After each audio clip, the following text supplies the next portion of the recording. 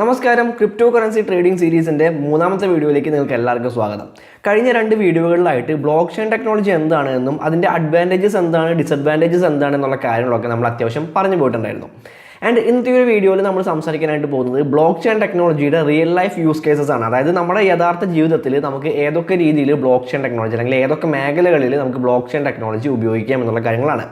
ഒരു 5 മേഖലകളിലെ കാര്യങ്ങൾ മാത്രമേ ഞാൻ ഈ ഒരു വീഡിയോയിൽ ഉൾപ്പെടുത്തിയിട്ടുള്ളൂ. ഒരുപാട് കാര്യങ്ങളിൽ ഒരുപാട് മേഖലകളിൽ നമുക്ക് ഈ ഒരു ബ്ലോക്ക് ചെയിൻ ടെക്നോളജി ഉപയോഗിക്കാവുന്നതാണ്. നമുക്ക് വീഡിയോയിൽ കാര്യങ്ങൾ ഉൾപ്പെടുത്താനായിട്ട് പരിമിതികൾ ഉള്ളതുകൊണ്ട് തന്നെ ഒരു 5 യൂസ് കേസസ് മാത്രമേ ഞാൻ ഈ ഒരു വീഡിയോയിൽ പറയാനായിട്ട് പോകുന്നുള്ളൂ. അപ്പോൾ നമ്മുടെ മുൻപത്തെ 2 വീഡിയോസ് കാണാത്ത ആളുകളുണ്ട് എന്നുണ്ടെങ്കിൽ തീർച്ചയായിട്ടും അത് കണ്ടതിന് ശേഷം മാത്രം ഈ ഒരു വീഡിയോ കാണാനായിട്ട് ശ്രമിക്കുക. കാരണം ആ വീഡിയോയിലാണ് നമ്മൾ ബേസിക് ആയിട്ടുള്ള കാര്യങ്ങളെല്ലാം തന്നെ പറഞ്ഞിട്ടുള്ളത്. സോ ആ വീഡിയോ കാണാത്തവരുണ്ട് എന്നുണ്ടെങ്കിൽ ഈ ഒരു വീഡിയോ കണ്ടതുകൊണ്ട് അവർക്ക് ഒന്നും തന്നെ മനസ്സിലായിക്കൊള്ളണമെന്നില്ല. സോ ആ വീഡിയോ കണ്ടതിന് ശേഷം മാത്രം ഈ ഒരു വീഡിയോ കാണാനായിട്ട് ശ്രമിക്കുക. നേരെ വീഡിയോയിലേക്ക് കിടക്കാം. ബ്ലോക്ക് ചെയിൻ ടെക്നോളജി ഏറ്റവും അടിപൊളിയായിട്ട് ഉപയോഗിക്കാൻ പറ്റുന്ന ഒരു മേഖലയാണ് ഫൈനാൻഷ്യൽ ഇൻഡസ്ട്രി എന്ന് പറയുന്നത്, അതായത് സാമ്പത്തിക മേഖല. നമ്മൾ കഴിഞ്ഞ വീഡിയോയിൽ, നമ്മുടെ രണ്ടാമത്തെ വീഡിയോയിൽ നമ്മൾ പറഞ്ഞിട്ടുണ്ടായിരുന്നു, സെൻട്രലൈസ്ഡ് സിസ്റ്റത്തിൻ്റെ പല പോരായ്മകളാണ് ഡീസെൻട്രലൈസ്ഡ് സിസ്റ്റം ആയിട്ടുള്ള ബ്ലോക്ക് ചെയിൻ ടെക്നോളജി പരിഹരിക്കുന്നത് എന്നുള്ള കാര്യങ്ങൾ നമ്മൾ കൃത്യമായിട്ട് പറഞ്ഞിട്ടുണ്ടായിരുന്നു. അപ്പോൾ സെൻട്രലൈസ്ഡ് സിസ്റ്റം എന്ന് പറഞ്ഞിട്ടുണ്ടെങ്കിൽ നമുക്ക് ഏറ്റവും അടിപൊളിയായിട്ടുള്ള ഒരു എക്സാമ്പിൾ ആണ് ബാങ്കുകൾ എന്ന് പറയുന്നത്. സോ ഫൈനാൻഷ്യൽ ഇൻഡസ്ട്രി എന്ന് പറയുമ്പോൾ ബാങ്കുകൾ ഒഴിവാക്കിക്കൊണ്ട് നമുക്ക് കാര്യങ്ങൾ പറയാനായിട്ട് പറ്റില്ല. സോ ബാങ്കുകളുടെ പല പോരായ്മകളും നമുക്ക് പരിഹരിക്കാനായിട്ട് സാധിക്കുന്ന ഒരു പരിപാടിയാണ് ഈ ബ്ലോക്ക് ചെയിൻ ടെക്നോളജി എന്ന് പറയുന്നത്. ഈ ബാങ്കുകളുടെ കാര്യം എടുക്കുകയാണ് എന്നുണ്ടെങ്കിൽ എപ്പോഴും ഒരു സെൻട്രലൈസ്ഡ് ആയിട്ടുള്ള ഒരു അതോറിറ്റിയുടെ കൺട്രോൾ നമുക്ക് മേലെ എപ്പോഴും ഉണ്ടായിരിക്കും. അതായത് നമ്മളിപ്പോൾ പണിയെടുത്ത് ഉണ്ടാക്കിയിട്ടുള്ള കാശാണ് എന്നുണ്ടെങ്കിൽ പോലും, നമ്മൾ ആ കാശ് ബാങ്കിൽ നിക്ഷേപിച്ചിട്ടുണ്ട് എന്നുണ്ടെങ്കിൽ പോലും അത് എപ്പോൾ വിഡ്രോ ചെയ്യണം, അല്ലെങ്കിൽ എപ്പോൾ നമ്മുടെ കയ്യിലേക്ക് അത് എടുക്കണം, അല്ലെങ്കിൽ നമ്മൾ ആർക്കൊക്കെ സെൻഡ് ചെയ്ത് കൊടുക്കണം, ഇതിനെല്ലാം തന്നെ നമുക്ക് ബാങ്കിൻ്റെ ഒരു അനുവാദം അവിടെ ആവശ്യമായിട്ട് വരുന്നുണ്ട്, ഒരു പെർമിഷൻ അവിടെ ആവശ്യമായിട്ട് വരുന്നുണ്ട്. സോ അവിടെ തീർച്ചയായിട്ടും ഒരു ഫ്രീഡം എന്ന് പറയുന്ന സാധനം വേണമെങ്കിൽ ഇല്ല എന്ന് പറയാനായിട്ട് പറ്റും. ഇപ്പോൾ ഞാൻ പണിയെടുത്ത് ഉണ്ടാക്കിയിട്ടുള്ള കാശ് ഒരാൾക്ക് അയച്ചു കൊടുക്കണമെന്നുണ്ടെങ്കിൽ മൂന്നാമതൊരാളുടെ അനുവാദം എനിക്ക് ആവശ്യമുണ്ട് എന്ന് പറഞ്ഞു കേട്ടിട്ടുണ്ടെങ്കിൽ അതൊട്ടും തന്നെ നല്ലൊരു കാര്യമായിട്ട് എനിക്ക് തോന്നുന്നില്ല. അതുപോലെ തന്നെ പെട്ടെന്നൊരു ദിവസം നമ്മൾ പൈസ ഡെപ്പോസിറ്റ് ചെയ്തിട്ടുള്ള, നമ്മൾ പൈസ നിക്ഷേപിച്ചിട്ടുള്ള ആ ഒരു ബാങ്ക് പൂട്ടി പോവുകയാണ് എന്നുണ്ടെങ്കിൽ നമ്മൾ എന്താണ് ചെയ്യുക? നമ്മൾ ഇത്രയും കാലം പണിയെടുത്തിട്ടുള്ള കാശ് മുഴുവൻ പോയി നമുക്ക് അവിടെ വിഷമിച്ച് അവിടെ മിണ്ടാതിരിക്കാമെന്നല്ലാതെ നമുക്ക് എന്താണ് ചെയ്യാനായിട്ട് സാധിക്കുക? നമ്മുടെ കൺമുമ്പിൽ തന്നെ ഒരുപാട് എക്സാമ്പിൾസ് ഉണ്ടല്ലോ, ഒരുപാട് ഉദാഹരണങ്ങളുണ്ടല്ലോ. പല ആളുകളുടെയും പല നിക്ഷേപകരുടെയും പൈസ നഷ്ടപ്പെട്ടു പോകുന്ന രീതിയിൽ പല ബാങ്കുകളിലും ഉടായ്പ പരിപാടികളും കാര്യങ്ങളൊക്കെ നടന്നുകൊണ്ടുള്ള പല വാർത്തകൾ നമ്മൾ കേൾക്കാറുണ്ടല്ലോ. സോ സെൻട്രലൈസ്ഡ് ആയിട്ടുള്ള സിസ്റ്റത്തിൻ്റെ ഏറ്റവും വലിയ പോരായ്മ എന്ന് പറഞ്ഞിട്ടുണ്ടെങ്കിൽ അത് സെൻട്രലൈസ്ഡ് ആണ് എന്നുള്ളത് തന്നെയാണ്. അതായത് അവിടെ ഈ പറഞ്ഞ പോലെ ഒരു ഗ്രൂപ്പ് ആളുകളാണ് ഈ കാര്യങ്ങളെല്ലാം തീരുമാനിക്കുന്നത്, അല്ലെങ്കിൽ അവരാണ് ഇതെല്ലാം കൺട്രോൾ ചെയ്യുന്നത് എന്നുള്ളത് കൊണ്ട് തന്നെ അവിടെ ഒരുപാട് ഉഡായ്പ പരിപാടികൾ അല്ലെങ്കിൽ ഒരുപാട് സ്കാം പരിപാടികൾ സംഭവിക്കാനായിട്ടുള്ള സാധ്യതകൾ വളരെ കൂടുതലാണ്. ഇനി നമ്മുടെ നാട്ടിലെ ബാങ്കുകളെല്ലാം കൺട്രോൾ ചെയ്യുന്ന RBIയുടെ കാര്യം എടുത്താലും അവസ്ഥ ഇതൊക്കെ തന്നെയാണ്. നമുക്കറിയാം, നമ്മുടെ കയ്യിലുള്ള പൈസയ്ക്ക് അല്ലെങ്കിൽ നമ്മുടെ കയ്യിലുള്ള നോട്ടുകൾക്ക് യാതൊരു തരത്തിലുള്ള വാല്യൂവും ഇല്ല എന്ന് പറഞ്ഞുകൊണ്ട് നമ്മൾ എത്ര മണിക്കൂറാണ് ATMന് മുമ്പിലും ബാങ്കുകൾക്ക് മുമ്പിലൊക്കെ നമ്മൾ ക്യൂ നിന്നിട്ടുള്ളത്. സോ അവർക്ക് തീരുമാനിക്കാം നമ്മളുടെ കയ്യിലുള്ള പൈസയ്ക്ക് വിലയുണ്ടോ ഇല്ലേ എന്നുള്ള കാര്യങ്ങൾ അവർക്ക് തീരുമാനിക്കാം. സോ അതാണ് ഒരു സെൻട്രലൈസ്ഡ് ആയിട്ടുള്ള സിസ്റ്റത്തിൻ്റെ വലിയ പോരായ്മകൾ എന്ന് പറയുന്നത്. എന്നാൽ ഡീസെൻട്രലൈസ്ഡ് ആയിട്ടുള്ള സിസ്റ്റത്തിലേക്ക് വരികയാണ് എന്നുണ്ടെങ്കിൽ അത്തരത്തിലുള്ള പോരായ്മകൾ നമുക്ക് പറയാനായിട്ട് സാധിക്കില്ല. നമുക്ക് അവിടെ കംപ്ലീറ്റ് ആയിട്ടുള്ള ഫ്രീഡം ഉണ്ടായിരിക്കും. അതിനകത്തുള്ള ആ ബ്ലോക്ക് ചെയിൻ നെറ്റ്വർക്കിനകത്തുള്ള ആർക്ക് വേണമെങ്കിലും എപ്പോൾ വേണമെങ്കിലും എത്ര വേണമെങ്കിലും പൈസ അയച്ചു കൊടുക്കാനായിട്ട് സാധിക്കും. സോ ഫൈനാൻഷ്യൽ ഇൻഡസ്ട്രിയിൽ തീർച്ചയായിട്ടും വളരെ വലിയ മാറ്റങ്ങൾ കൊണ്ടുവരാനായിട്ട് സാധ്യതയുള്ള ഒരു കാര്യം തന്നെയാണ് ഈ ബ്ലോക്ക് ചെയിൻ ടെക്നോളജി എന്ന് പറയുന്നത്.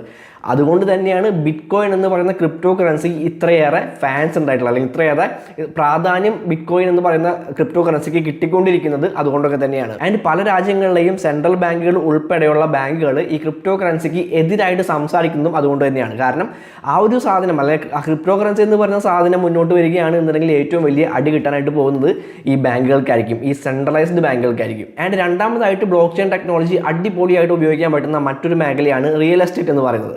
നമുക്കറിയാം, നമ്മുടെ നാട്ടിൽ തന്നെ ഈ ഭൂമി സംബന്ധമായിട്ടുള്ള പല രേഖകളിലും പലതരത്തിലുള്ള ഉഡായ്പകൾ നടക്കുന്നുണ്ട്. ഇപ്പോൾ ഭൂമി കച്ചവടവും കാര്യങ്ങളൊക്കെ ആയിട്ട് നടക്കുന്ന ആളുകളുണ്ട് എന്നുണ്ടെങ്കിൽ അവർക്ക് ചിലപ്പോൾ ഈ കാര്യങ്ങളെല്ലാം അറിയാമായിരിക്കും. ഒരുപാട് തരത്തിലുള്ള തിരുത്തലുകളും കാര്യങ്ങളും ഒക്കെ തന്നെ ഈ ലാൻഡ് പ്രോപ്പർട്ടീസിൻ്റെ ഡോക്യുമെൻറ്റ്സിലും കാര്യങ്ങളൊക്കെ നടക്കുന്നുണ്ട്. സോ നമ്മുടെ ഇന്ത്യയിൽ തന്നെ ഓൾറെഡി ഈ ബ്ലോക്ക് ചെയിൻ ടെക്നോളജിയിലേക്ക് ആക്കി കഴിഞ്ഞു. നമ്മുടെ ആന്ധ്രാപ്രദേശിലെ ഈ ലാൻഡ് സംബന്ധമായിട്ടുള്ള കാര്യങ്ങളെല്ലാം തന്നെ ബ്ലോക്ക് ചെയിൻ ടെക്നോളജിയിലേക്ക് മാറ്റിയിട്ടുണ്ടായിരുന്നു. 2019 സംഭവിച്ചിട്ടുള്ള കാര്യമാണ്. സോ ഓൾറെഡി നമ്മുടെ ഇന്ത്യയിൽ തന്നെ ഈ കാര്യങ്ങൾ വന്നു കഴിഞ്ഞു. ബ്ലോക്ക് ചെയിൻ ടെക്നോളജി അവർ യൂസ് ചെയ്യാനായിട്ട് ആരംഭിച്ചു തുടങ്ങിയിട്ടുണ്ട്. സോ റിയൽ എസ്റ്റേറ്റിൽ ഏത് രീതിയിലാണ് നമുക്ക് ബ്ലോക്ക് ചെയിൻ ടെക്നോളജി ഉപയോഗിക്കാൻ പറ്റുക എന്ന് ചോദിച്ചു കഴിഞ്ഞിട്ടുണ്ടെങ്കിൽ കൃത്യമായിട്ടുള്ള ഡാറ്റാസും കാര്യങ്ങളെല്ലാം തന്നെ, അല്ലെങ്കിൽ കൃത്യമായിട്ട് ഏത് വ്യക്തിയാണോ ഈ ഒരു ഭൂമി ഓൺ ചെയ്യുന്നത്, അല്ലെങ്കിൽ ഏത് വ്യക്തിയുടെ ഉടമസ്ഥതയിലാണോ ഈ ഒരു ലാൻഡ് ഇരിക്കുന്നത്, ആൻഡ് ആ വ്യക്തി ആർക്കാണ് ആ ലാൻഡ് വിറ്റിട്ടുള്ളത്, ആൻഡ് ആ വിറ്റ വ്യക്തി വേറെ ആർക്കാണ് ലാൻഡ് വിറ്റിട്ടുള്ളത്. അങ്ങനെ എത്ര പേര് കൈമറിഞ്ഞ് പോയാലും ആ ഡാറ്റാസ് എല്ലാം തന്നെ കൃത്യമായിട്ട് ആ ബ്ലോക്ക് ചെയിൻ നെറ്റ്വർക്കിൽ നമുക്ക് കാണാനായിട്ട് സാധിക്കുമെന്നുള്ളതാണ്.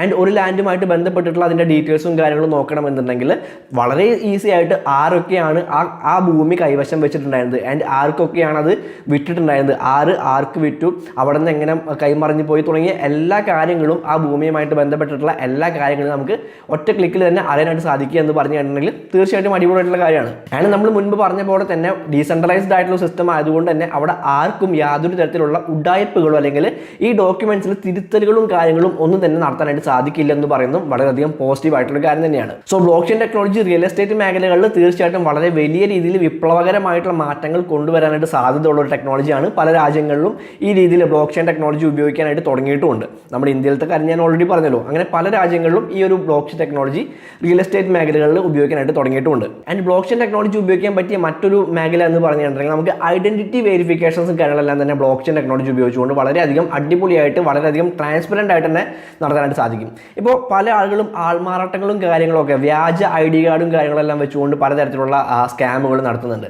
എന്നാൽ ബ്ലോക്ക് ചെയിൻ ടെക്നോളജിയിലേക്ക് അത് മാറ്റി കഴിഞ്ഞിട്ടുണ്ടെങ്കിൽ നമ്മുടെ ഐഡന്റിറ്റി വെരിഫിക്കേഷൻ കാര്യങ്ങളെല്ലാം തന്നെ ബ്ലോക്ക് ചെയിൻ ടെക്നോളജിയിലേക്ക് മാറ്റി കഴിഞ്ഞിട്ടുണ്ടെങ്കിൽ ഒരു വ്യക്തിയെ സംബന്ധിച്ചുള്ള എല്ലാ വിശദാംശങ്ങളും ആ ഒരു നെറ്റ്വർക്കിനകത്ത് നിന്ന് നമുക്ക് എടുക്കാനായിട്ട് സാധിക്കും. ഓക്കെ, അപ്പോൾ അവിടെ ആർക്കും തന്നെ നേരത്തെ പറഞ്ഞ പോലെ തന്നെ ഉഡായിപ്പ് പരിപാടികൾ അല്ലെങ്കിൽ തിരുത്തലുകളോ കാര്യങ്ങളോ ഒന്നും തന്നെ നടത്താനായിട്ട് സാധിക്കില്ല എന്ന് പറഞ്ഞു കേട്ടിട്ടുണ്ടെങ്കിൽ അത് തീർച്ചയായിട്ടും വളരെ അടിപൊളിയായിട്ടുള്ള കാര്യം തന്നെയല്ലേ. ആൻഡ് ഏതെങ്കിലും ഒരാൾ വ്യാജ ഐഡന്റിറ്റിയുമായിട്ട് മുന്നോട്ട് വരികയാണെന്നുണ്ടെങ്കിൽ എന്തെങ്കിലും രീതിയിലുള്ള ഉഡായിപ്പുകൾക്ക് ശ്രമിക്കുകയാണ് എന്നുണ്ടെങ്കിൽ വളരെ ഈസി ആയിട്ട് അത് വ്യാജമാണെന്നുള്ള കാര്യങ്ങൾ കണ്ടുപിടിക്കാനും ഈ ഒരു ബ്ലോക്ക് ചെയിൻ ടെക്നോളജിയിലൂടെ സാധിക്കും എന്നുള്ളതാണ് ഏറ്റവും പ്രധാനപ്പെട്ടുള്ള കാര്യം. ആൻഡ് ബ്ലോക്ക് ചെയിൻ ടെക്നോളജി വളരെയധികം അടിപൊളിയായിട്ട് ഉപയോഗിക്കാൻ പറ്റിയിട്ടുള്ള മറ്റൊരു മേഖല എന്ന് പറഞ്ഞു കേട്ടിട്ടുണ്ടെങ്കിൽ വീഡിയോ സ്ട്രീമിംഗ് പ്ലാറ്റ്ഫോമുകളാണ്. അതായത് ഇപ്പോൾ യൂട്യൂബ് എന്ന് പറഞ്ഞു കേട്ടിട്ടുണ്ടെങ്കിൽ ഒരു വീഡിയോ സ്ട്രീമിംഗ് പ്ലാറ്റ്ഫോമാണ്, നെറ്റ്ഫ്ലിക്സ് ഒരു വീഡിയോ സ്ട്രീമിംഗ് പ്ലാറ്റ്ഫോമാണ്. അങ്ങനത്തെ പലതരത്തിലുള്ള വീഡിയോ സ്ട്രീമിംഗ് പ്ലാറ്റ്ഫോമുകൾ നമുക്ക് ഇന്ന് അവൈലബിൾ ആയിട്ടുണ്ട്. എന്നാൽ ഇതെല്ലാം തന്നെ നമ്മൾ നേരത്തെ പറഞ്ഞ പോലെ തന്നെ ഒരു സെൻട്രലൈസ്ഡ് ആയിട്ടുള്ള ഒരു അതോറിറ്റി അല്ലെങ്കിൽ ഒരു ഗ്രൂപ്പ് ഓഫ് ആളുകളാണ് ഇത് കൺട്രോൾ ചെയ്തുകൊണ്ടിരിക്കുന്നത്. ഇപ്പോൾ യൂട്യൂബ് ആണെങ്കിൽ പോലും നെറ്റ്ഫ്ലിക്സ് ആണെങ്കിൽ പോലും എന്ത് തരം കോണ്ടന്റുകളാണ് ആ ഒരു പ്ലാറ്റ്ഫോമിനകത്ത് ആഡ് ചെയ്യാനായിട്ട് സാധിക്കുക, അല്ലെങ്കിൽ ഏതൊക്കെ രീതിയിലാണ് നിങ്ങൾക്ക് അതിൽ വീഡിയോസ് ആഡ് ചെയ്യാനായിട്ട് സാധിക്കുക, കൃത്യമായിട്ടുള്ള ഒരു ക്രൈറ്റീരിയാസും കാര്യങ്ങളൊക്കെ ഉണ്ടായിരിക്കും. സോ അവർ പറയുന്ന പോലത്തെ വീഡിയോസ് അല്ലാതെ നമുക്ക് ഇതിനകത്ത് അപ്ലോഡ് ചെയ്യാനോ അല്ലെങ്കിൽ നമുക്കതിൽ നമ്മുടെ ക്രിയേറ്റീവ് ആയിട്ടുള്ള വർക്കുകൾ നമുക്ക് ഇഷ്ടമുള്ള രീതിയിൽ അവിടെ അപ്ലോഡ് ചെയ്യാനോ കാര്യങ്ങൾക്കോ സാധിക്കില്ല. മാത്രമല്ല യൂട്യൂബിലൊക്കെ നമ്മൾ അപ്ലോഡ് ചെയ്യുന്ന വീഡിയോസ്, ഇപ്പോൾ എൻ്റെ വീഡിയോസ് തന്നെ എനിക്ക് ഇടയ്ക്ക് യൂട്യൂബ് സ്റ്റുഡിയോയിൽ കോപ്പിറൈറ്റിൻ്റെ നോട്ടിഫിക്കേഷൻസ് കാര്യങ്ങൾ വന്ന് എടുക്കാറുണ്ട്. അതായത് എൻ്റെ വീഡിയോ ഡൗൺലോഡ് ചെയ്തിട്ട് വേറെ ഏതോ ചാനലുകളിൽ ആളുകൾ പബ്ലിഷ് ചെയ്യുന്ന രീതിയിലുള്ള കാര്യങ്ങളെല്ലാം ഞാൻ കാണാറുണ്ട്.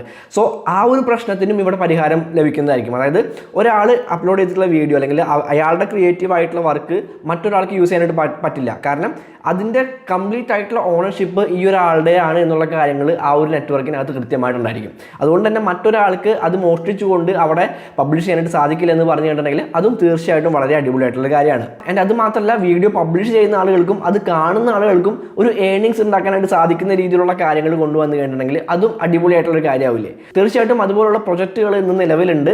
നമ്മൾ മുൻപോട്ട് സംസാരിച്ച് പോകുമ്പോൾ അല്ലെങ്കിൽ മുൻപോട്ടുള്ള വീഡിയോസ് നമ്മൾ അതിനെ പറ്റിയിട്ടെല്ലാം തന്നെ നമ്മൾ സംസാരിച്ച് പോകുന്നതായിരിക്കും.